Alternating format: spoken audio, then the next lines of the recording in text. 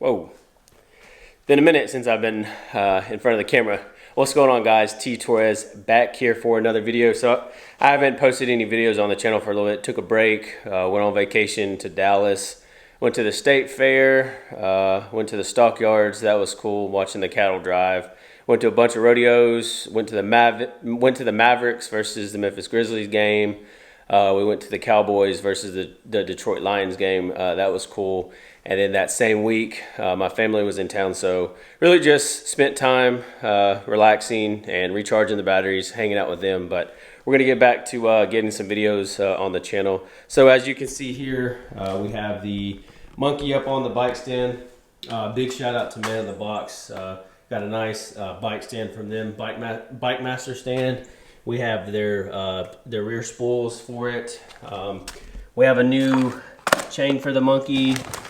We have their Man in the Box clutch plate and 50% stiffer springs. We have a 13-tooth front sprocket. We have the Vortex 38-tooth rear sprocket. I still got to install the clutch lever.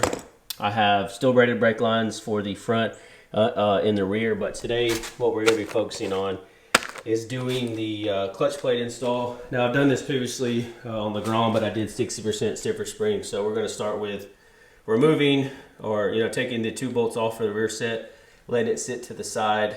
We'll take the cable loose here, and then we'll start to take this case out. Of course, you got to drain the oil, and then we'll pull this basket off, and then the clutch plate and springs will be right here.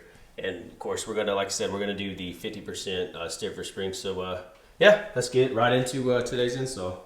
Alrighty, while the oil is draining out, that is a 12 millimeter to get that out, and then the oil filter sits right there as well. Of course, the oil looks really good because the bike only has 80 miles on it. So let that finish draining out, and then we'll remove the oil filter as well, and then we can start working on this this little casing basket over here on this side. All right, once you get all the oil out from the bottom of the motor, here's the oil filter. You have two 8 millimeter bolts that you need to remove here, and then the oil filter comes out. Now we're going to go ahead and start undoing stuff around the case. Okay, so just to get you caught up a little bit, so we had to remove the rear set and the bracket piece for the Yosh Cyclone. Wasn't too hard at all. Took one of the bolts out of the top of there. The top of the rear set says 17. And I believe the one on the bottom was it was a 12. And we got to go through here and get these. These are 8 millimeters throughout this entire casing. Got the clutch lever off, and I got that little hole right there holding that bolt. And then, yeah, before we fully take this off, I'm going to take this cover off. I don't think I have to. I don't know. We'll see. Not sure on that yet, but like I said, go ahead and remove all these around the basket. All right, so here we are.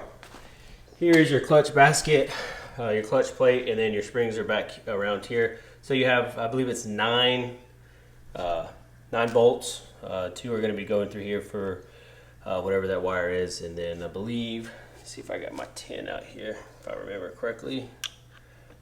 That's a 12.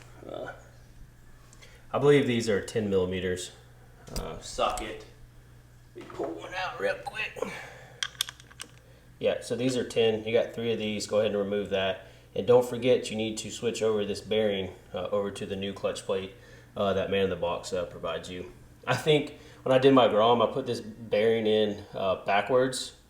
And yeah, don't do that. So make sure, whatever way you take this bearing out, you take it and put it in the exact same way as the clutch plate. Don't make that same mistake I did. All right, so the factory clutch plate and springs are now out. You will not need the factory springs anymore because we had the 50% stiffer ones, and then along with that, you're going to reuse these 3 10 millimeter bolts. Take this bearing out and press it down in there just like that, and then put everything back in clutch basket.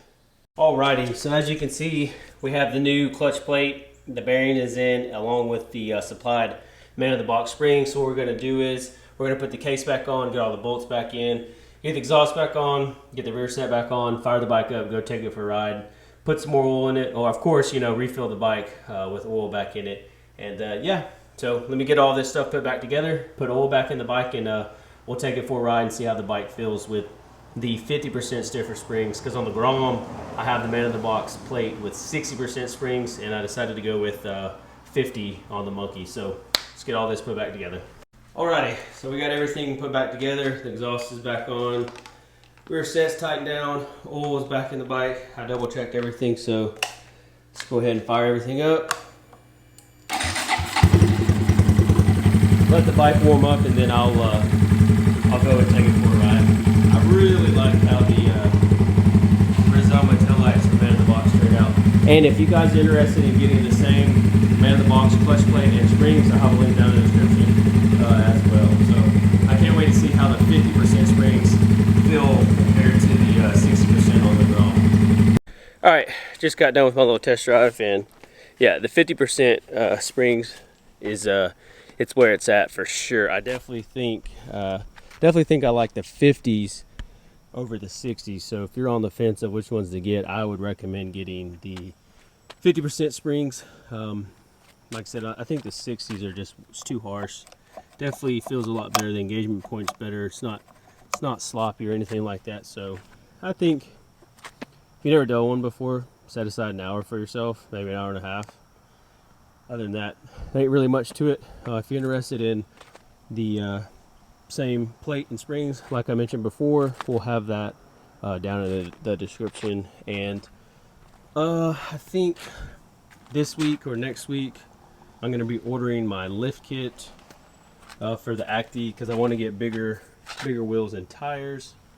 So I got to figure out which lift kit that I want to do, and then I think I'm just gonna put this bad boy up for sale as well.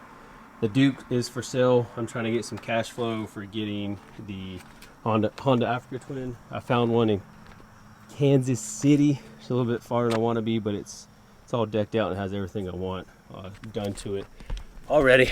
But if you guys have any other suggestions on what I should do to the Monkey is eventually going to get the 149cc big bore kit. I got some other things that I want to do for it as well. But hey, if you're new here, hit that subscribe button, turn on your post notification, leave this video a big thumbs up, and it was a well-needed break and a vacation, and I had a good time hanging out with my family. Thank you all for watching. Peace.